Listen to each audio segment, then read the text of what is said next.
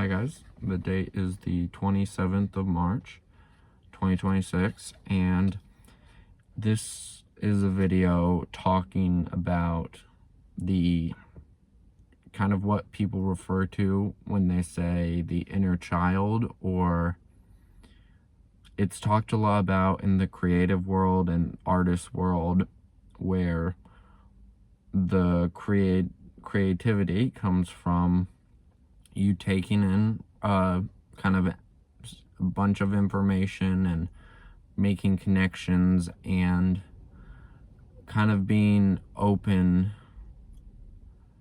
to your ideas and not being rational and not comparing it with other things you've learned.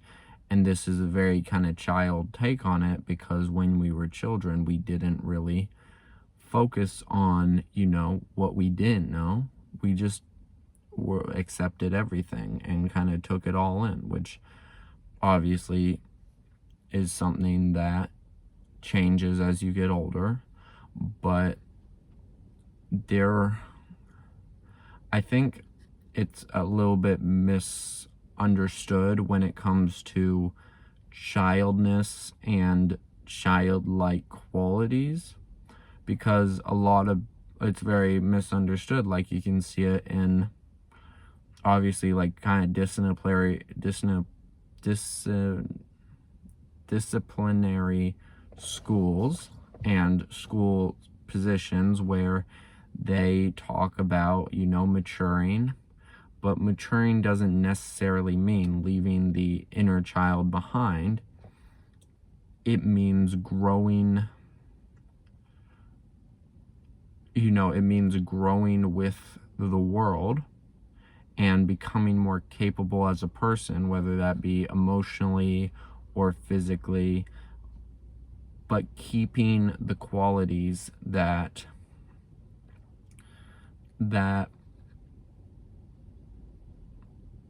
give life that curiosity or fulfillment, or that feeling that you have as a kid where you're not worried about the past and you're not worried about the future.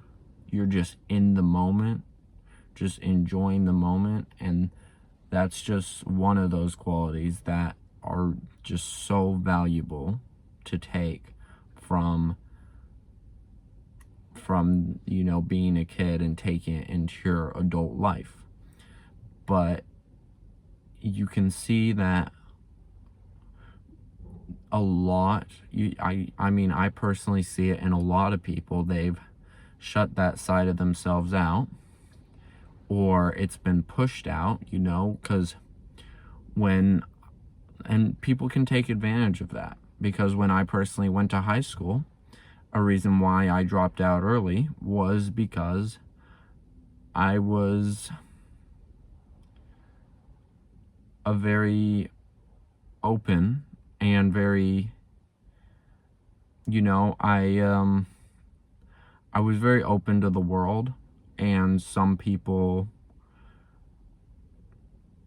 they saw that as kind of weakness, and they were unkind to me and did things that were just not kind, and it led to me putting up walls and blocking out that inner child that brings so much value. And now, after leaving, I think a lot of people can get wrapped up in the world and go to jobs, universities, and start, doing life, rationalizing stuff. But I think it's important to take the time to, I guess you could say, heal those wounds and reconnect with the inner child. I'm not trying to be too spiritual, but yeah, just like taking the time to reconnect with your inner child and who you were before you put up those walls. And it's about building that strength instead of having those walls. Because let's say, someone was unkind to you, so you can either put up a wall and just block it out whenever someone's unkind to you, or you can become strong enough to say, this is another kind of bit, but I think the black and white solutions are the easiest, but they're kind of like the easy way out. They're the cop out, I'm just going to block myself off from all external effect on my, on my feelings or who I am. So when people are unkind to me, I just automatically block that out. But it's very black and white. It blocks everything out. There's no growth. There's no, maybe someone you're in a relationship wants to open up and get to know you better, but you've already put up that black and white wall of the hardest thing, or one of the hardest things as humans, is to not take the easy way out. And I kind of call it taking the conscious way, which is not easy because, as in the name, you have to be conscious of it. You have to process it in real time and take the actions. Like, for example, someone's unkind to you. Instead of putting up that wall, you say, that hurt me, but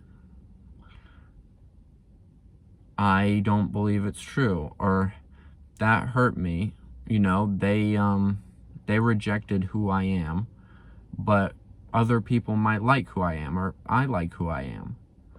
And just being conscious of that. And you can't just be conscious of it once and then it solves everything. You have to keep that in your mind, and that's the hard part.